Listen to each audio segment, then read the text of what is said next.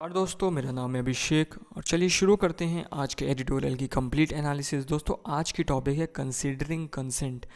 Consent मतलब होता है सहमति, कंसीडरिंग मतलब होता है किसी चीज़ पे विचार करना। तो टॉपिक का सिंपल सा मतलब होगा सहमति पे विचार करना। ठीक।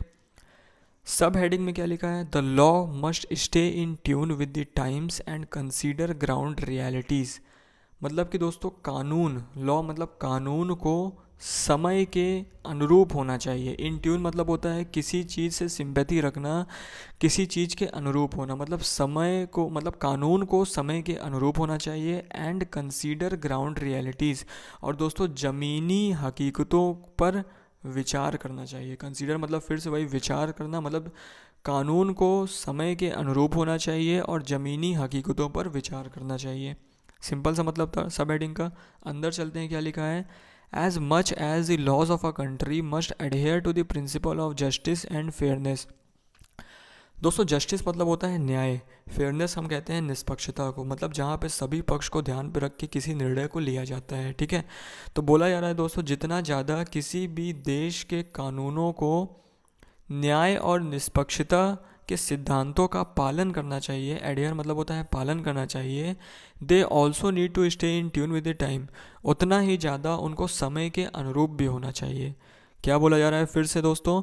जितना ज़्यादा किसी देश के कानूनों को न्याय और निष्पक्षता का पालन करना चाहिए, उतना ही ज़्यादा वे समय के अनुरूप भी होने चाहिए। मतलब कि समय के साथ नियम बदलते रहने चाहिए, समय के साथ नियमों में बदलाव आना चाहिए, अमेंडमेंट होने चाहिए।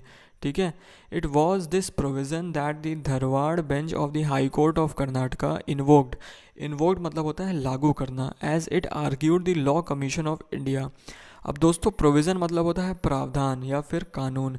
ये वह प्रावधान है जो कि हाई कोर्ट ऑफ कर्नाटका के धरवाड़ बेंच के द्वारा लागू किया गया, इन्वोक किया गया। एंड इट आर्ग्यूड, आर्ग्यूड मतलब होता है आग्रह करना। The law commission of India, भारतीय कानून मंत्रालय में इसमें आग्रह किया गया, to have a rethink on the criteria for age of consent. कि एज ऑफ कंसेंट में मतलब कि कंसेंट मतलब होता है सहमति की एज पे, सहमति की उम्र के मानदंडों पर, क्राइटेरिया मतलब होता है मानदंडों पर पुनर्विचार की ज़रूरत है। ठीक है। तो फिर से बोला जाए, क्या लिखा है दोस्तों? It was the provision that the Dharwad bench of high court of Karnataka invoked. यह वह प्रावधान था जो कि हाई कोर्ट ऑफ कर्नाटका के धरवाड़ बेंच के द्वारा लागू किया गया था, और इसमें कानून मंत्रालय से, भारतीय कानून मंत्रालय से यह आग्रह किया गया था कि सहमति की सही उम्र के मानदंडों पर पुनर्विचार की ज़रूरत है। ठीक। Taking into consideration the ground realities, और ज़मीनी हकीकतों को ध्यान पर रख के इन सब चीज़ों को करा जाना चाहिए। ठीक। आगे क्या लिखा है? द जजेस said they were motivated to make this recommendation having encourage several cases relating to minor case. अब दोस्तों, न्यायाधीशों द्वारा, जजेस द्वारा ये कहा गया कि वो इस रिकमेंडेशन को, वो इस सिफारिश को लाने के लिए प्रेरित हुए थे। मोटिवेट मतलब प्रेरित हुए थे। Having encountered several cases relating to minor girls over the age of 16 years but below 18 years having fallen in love and eloped with a boy।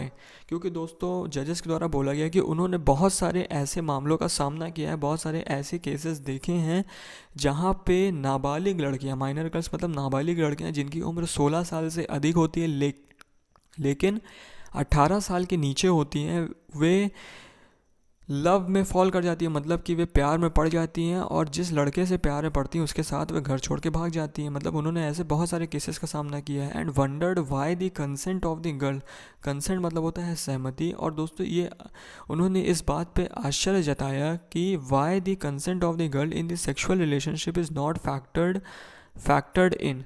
ठीक है। फैक्टर्ड इन मतलब होता है किसी चीज़ को इंक्लूड करना। उन्होंने इस बात पे आश्चर्य जताया कि सेक्सुअल रिलेशनशिप के दौरान, मतलब कि यौन संबंध के दौरान, लड़कियों की सहमति को इंक्लूड क्यों नहीं किया जाता। ठीक है। जज के द्वारा ये सवाल उठाया गया था। इसके आगे क्या लिखा है दोस्तों? Specially when charges are made out under the provisions of POCSO act, specially जब पॉक्सो एक्ट के तहत आरोप लगाया जाता है। चार्जेस मतलब होता है आरोप लगाना। ठीक है। चार्जेस मतलब होता है आरोप लगाना। स्पेशली जब पॉक्सो एक्ट के तहत चार्जेस लगाए जाते हैं, आरोप लगाए जाते हैं, पॉक्सो एक्ट के प्रोविजंस के तहत, प्रावधानों के तहत लगाए जाते हैं, ठीक है। The act was enacted to protect children from sexual abuse. अब दोस्तों बात कर रहा है ये पॉक्सो एक्ट की। अब दोस्तों पॉक्सो एक्ट का फुल फॉर्म होता है protection of child from sexual offence, ठीक है। ये एक्ट जो था वो 2012 में लागू हुआ था। इसमें क्या कहा है दोस्तों, act was enacted to protect children from sexual abuse. इस एक्ट को लागू किया गया था चिल्ड्रंस को सेक्शुअल अब्यूज़ से बचाने के लिए, मतलब कि यौन उत्पीड़न से बचाने के लिए। And it raised the age of consent for sexual intercourse from 16 to 18 years. और दोस्तों इस एक्ट के तहत जो सेक्शुअल इंटरकोर्स की एज लिमिट थी, जो यौन संबंध बनाने की एज लिमिट थी, उसको 16 से बढ़ा के 18 कर दी गई थी। In practice however studies have noted that many cases booked under the act in the adolescent group.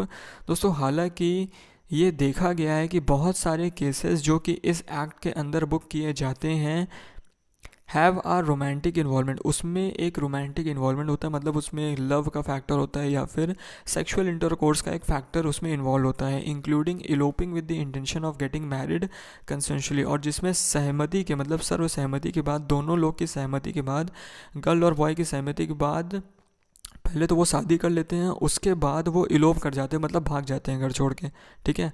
मतलब कि उन्होंने बहुत सारे केसेस ऐसे देखे हैं, एक तो जिसमें सेक्सुअल इंटरकोर्स होता है, जिसमें रोमांटिक इन्वॉल्वमेंट होती है, और तीसरा जिसमें कि लड़कियां और लड़के जो हैं वो भाग जाते हैं घर छोड़कर, ठीक। In almost all instances police cases are initiated by the parents. लेकिन दोस्तों इनमें से ज़्यादातर केसेस में जो पुलिस केसेस, मतलब जो मामले दर्ज करवाए जाते हैं, वो माइनर गर्ल के पेरेंट्स द्वारा दर्ज करवाए जाते हैं। मतलब कि नाबालिग लड़की जो होती हैं, जो कि अपने लवर के साथ भाग जाती हैं, जो कि अपने आशिक के साथ भाग जाती हैं, उनके माता पिता द्वारा केसेस ज़्यादातर दर्ज करवाए जाते हैं पॉक्सो एक्ट के तहत, ठीक। Once the sexual act is confirm the POCSO act is slapped on the boy. एक बार दोस्तों इस बात की पुष्टि हो गई कि सेक्शुअल एक्ट इसमें इन्वॉल्व है, तो पॉक्सो एक्ट जो है वो लड़के पे लगा दिया जाता है। स्लैप्ड मतलब उसके अंतर्गत इसको ला दिया जाता है, ठीक है। हु में समटाइम्स भी माइनर। अब दोस्तों लड़का जो है वो कभी कभार वो नाबालिग खुद भी हो सकता है, और barely of a legal age for marriage. और बेयरली मतलब होता है मुश्किल से हो सकता है कि उसकी एज अभी मैरिज की पहुंची हो, मतलब कि अभी जस्ट नाबालिग से वो बालिग हुआ हो, ठीक है। And the consequences of being prosecuted for penetrative sexual assault. अब दोस्तों पेनिट्रेटिव सेक्सुअल असॉल्ट जो है वो पॉक्सो एक्ट के अंदर ही आने वाला एक दूसरा सेक्शन है, ठीक है। बोला जा रहा है कि consequences of being prosecuted for penetrated sexual attack our life altering. अगर दोस्तों पेनिट्रेटिव सेक्सुअल असॉल्ट के तहत इसके ऊपर मुकदमा चलता है, प्रोसिक्यूटर मतलब होता है उसके ऊपर मुकदमा चलता है, तो इसके परिणाम जो हैं वो लाइफ ऑल्टरिंग हो सकते हैं, मतलब कि उसकी पूरी लाइफ बर्बाद कर सकते हैं। अब दोस्तों आगे बढ़ने से पहले मैं आपको पेनिट्रेटिव सेक्सुअल अटैक असॉल्ट के बारे में हल्का सा ब्रीफ इंट्रोडक्शन देना चाहता हूँ। दोस्तों इसमें होता क्या है कि it is defined under section 3 of the POCSO. जो पॉस्को अधिनियम है, जो पॉस्को एक्ट है 2012, उसके सेक्शन 3 के अंदर ये एक्ट होता है पेनिट्रेटिव सेक्सुअल असॉल्ट। स्टेटमेंट क्या रीड करती है, a person is said to commit penetrative sexual assault if he penetrates his penis to any extent into the mouth of child और makes child to do so, ठीक है। ये कहते हैं penetrative sexual assault को। मतलब कि अगर पेनिट्रेटिव सेक्सुअल असॉल्ट के तौर पे लड़के पर मुकदमा दर्ज होता है, तो इसके जो परिणाम हैं वो बहुत दुर्भाग्यपूर्ण हो सकते हैं, उसकी ज़िंदगी ख़राब कर सकते हैं, as they are mean to be. और दोस्तों इनको ऐसा बनाया ही इसलिए गया है ताकि वो ज़िंदगी ख़राब कर दें, ठीक है। While the boys face criminal prosecution the girls are also sent to government institution. जहाँ दोस्तों एक तरफ लड़कों को आपराधिक मुकदमों का सामना करना पड़ता है, क्रिमिनल प्रोसिक्यूशन का सामना करना पड़ता है, the girls are also sent to government institutions when they protest parents strong disapproval of the liaison. अब दोस्तों लाइसन हम कहते हैं एक सहमति को, ठीक है। मतलब जहाँ एक तरफ लड़कों को आपराधिक मुकदमों का सामना करना पड़ता है, वहीं दूसरी तरफ लड़कियों को भी सरकारी संस्थाओं में भेज दिया जाता है अगर वे अपने पेरेंट्स की सहमति का कड़ा विरोध करती हैं, ठीक है। आई होप आप समझ गए होंगे अभी तक। Activist have charge that this has the potential to wreck the lives of the youngsters.